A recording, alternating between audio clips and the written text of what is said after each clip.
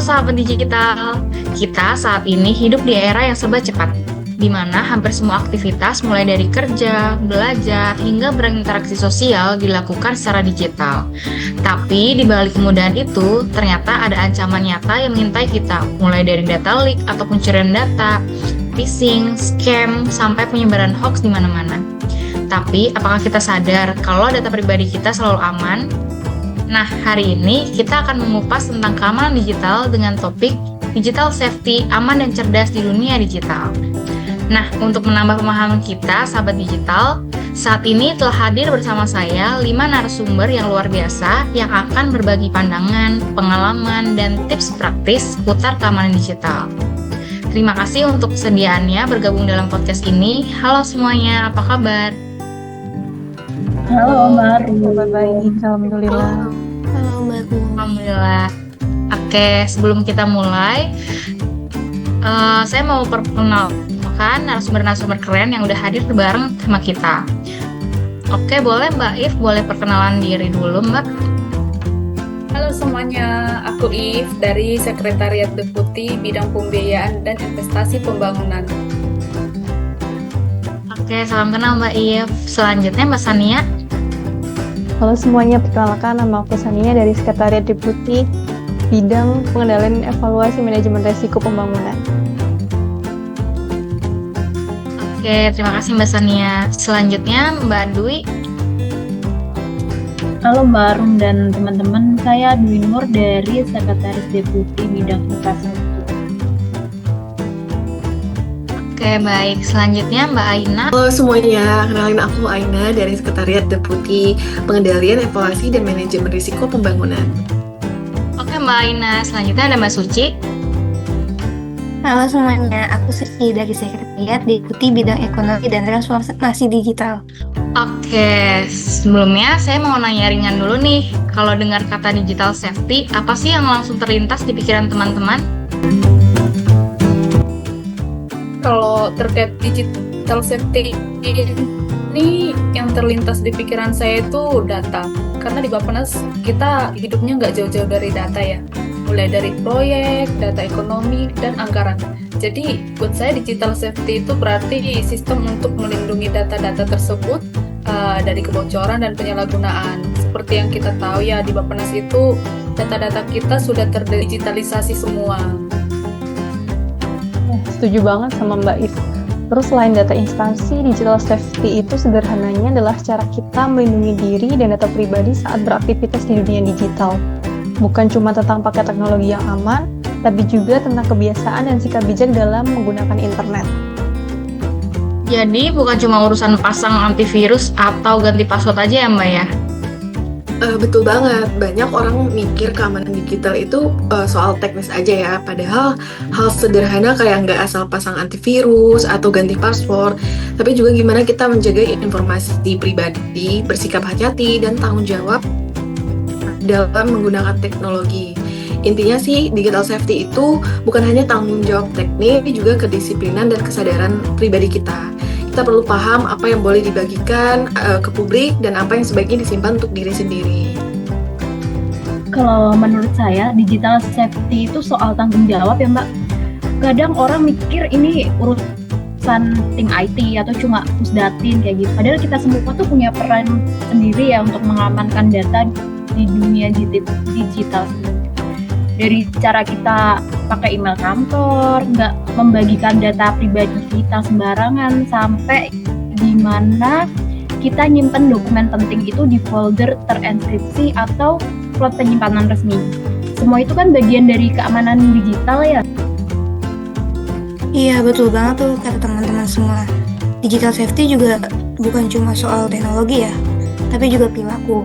Misalnya nih, jangan asal klik link, terus juga jangan pakai password 12345. Itu tuh hal kecil tapi krusial banget sebenarnya. Wah, menarik.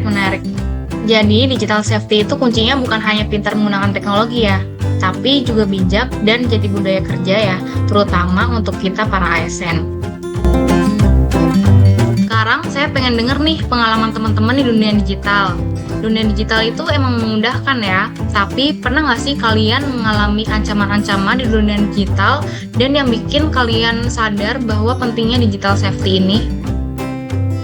Kalau saya ya, yang paling saya sering alami, mungkin teman-teman juga sering alami juga atau nerima pesan, yaitu kayak selamat, Anda memenangkan hadiah, klik ini sekarang gitu.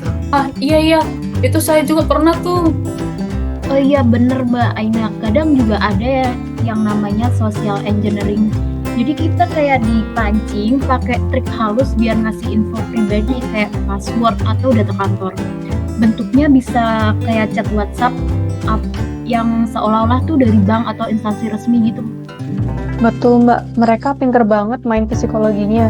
Kadang pakai logo instansi resmi, gaya bahasanya juga mirip banget. Jadi kita juga gampang percaya. Apalagi penipuan yang sekarang lagi terjadi tuh.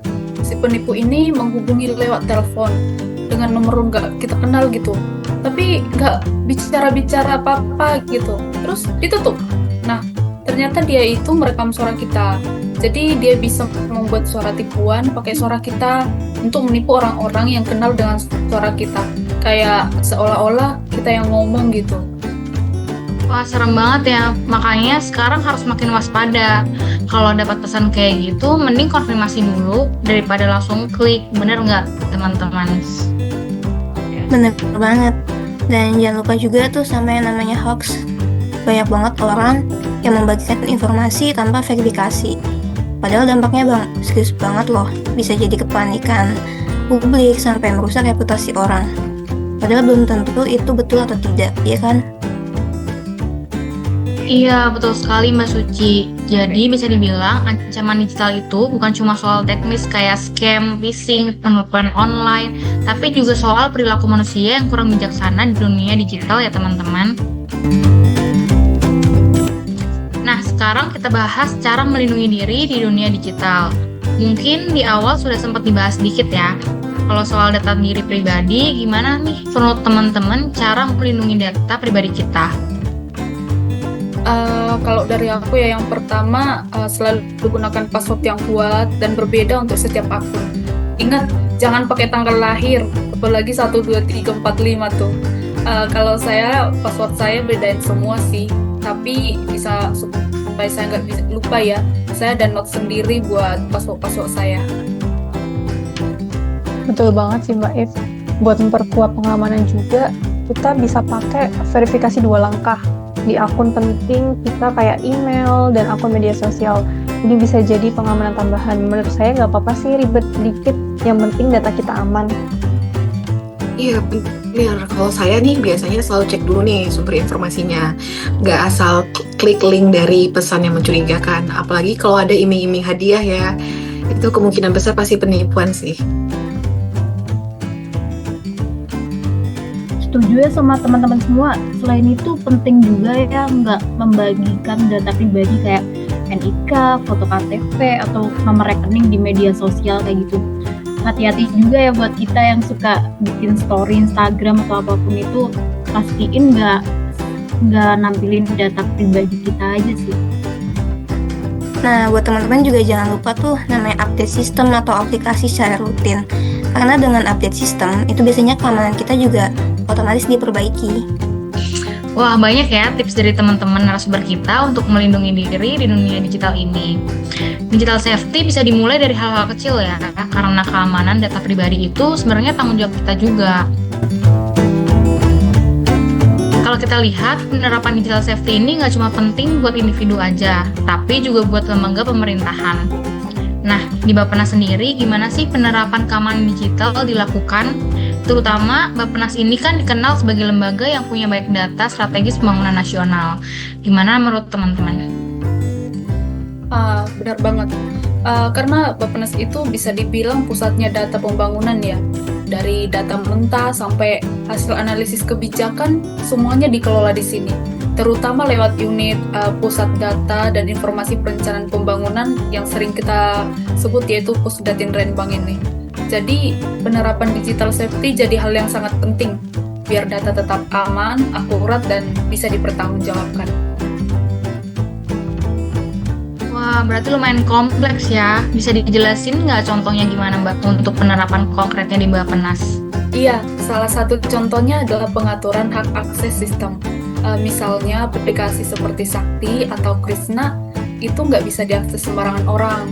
Hanya pegawai yang memang mendapat penugasan resmi dan terverifikasi yang dikasih user akses. Jadi setiap akses itu tercatat dan sesuai tanggung jawabnya. Selain itu, di Pusdatin Rembang juga diterapkan autentikasi akun berlapis, enkripsi dokumen, dan backup data secara rutin. Jadi kalau terjadi gangguan atau serangan cyber, data tetap bisa dipulihkan dengan cepat tanpa kehilangan informasi penting. Betul banget. Dan gak cuma soal teknologi aja ya, tapi juga kesadaran penggunanya. Makanya tuh biasanya ada sering kayak webinar atau sosialisasi keamanan digital, termasuk juga cara mengenalin phishing itu gimana dan menjaga kerahasiaan data serta sampai etika penggunaan email dinas.